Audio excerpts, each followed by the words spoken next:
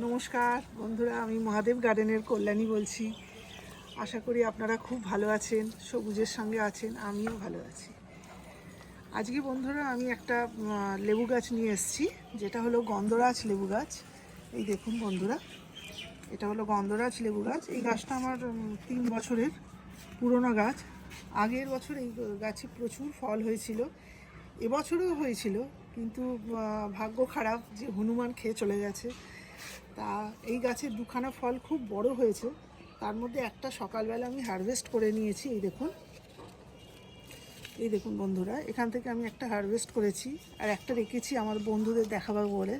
এই দেখুন এত বড় হয়েছে, এই দেখুন, আর এর গন্ধ অফুরন্ত সুন্দর। একটা লেবু আপনার দেখুন কত বড়, এই দেখুন, খুব সুন্দর গাছটা, এবং ফলও খুব সুন্দর। এই গাছের পাতার এত সুন্দর স্মেল, এটা আপনি যে কোনো সবজিতে দিয়ে খাবেন, পুরো সবজিতে ভরে যাবে এই ফলের পাতার রসের গন্ধে। এই গাছে এই ফলটা কিভাবে করেছি সেই নিয়েই আজ আমার এই ভিডিও। এই ফল গাছের এই মিডিয়াটা তৈরি করেছি, এই যে বেশটা, এটা 12 ইঞ্চি টবে। এর মধ্যে দিয়েছি ভার্মি কম্পোস্ট 50%, আর বাকিটা 30% আপনার গার্ডেন সয়েল দিয়েছি। আর 50-50 করে আমি হাড়ের গুঁড়ো, শিলকুচি আর নিম খোল এইসব দিয়ে মিডিয়াটা তৈরি করে গাছটা বসিয়েছিলাম।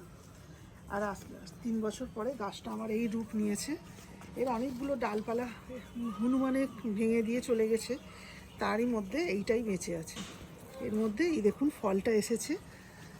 এই গাছের সবথেকে গুরুত্বপূর্ণ পরিচর্যা, এটা ফাঙ্গিসাইড আপনাকে মাসে 2বার করে দিতে হবে, না হলে এতে ফাঙ্গাস ধরে যাবে। ফাঙ্গাস ধরে গেলেই দেখবেন পাতাগুলো সব কালো কালো কালো কালো ছোপ ছোপ হয়ে যাচ্ছে, আর ম্যাপ পোকার মতো হয়ে যাবে।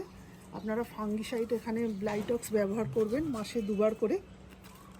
এছাড়া বন্ধুরা, এখানে ফলটাকে বড় করার জন্য, এই যে ফুল থেকে যে ফল হবে সেই ফলটাকে বড় করার জন্য আপনাকে কতগুলো পরিচর্যা করতে হবে।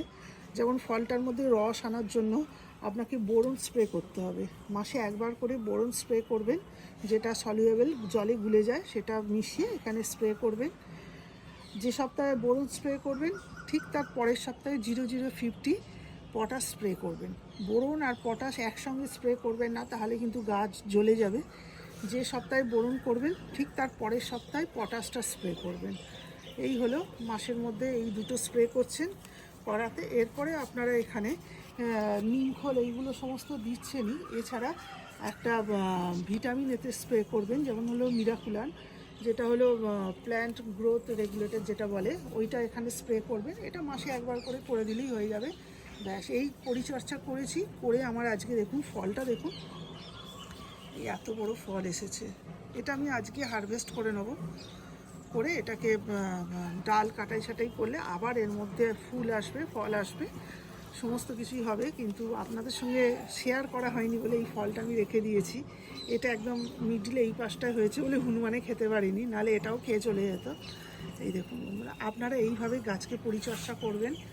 গাছকে এই গরমে সকালবেলায় উঠেই গাছকে আগে স্নান করিয়ে দেবেন ঠান্ডা জল দিয়ে, তাহলে গাছ খুব ভালো থাকবে, সবুজ থাকবে। এইভাবে আপনারা পরিচর্যা করুন।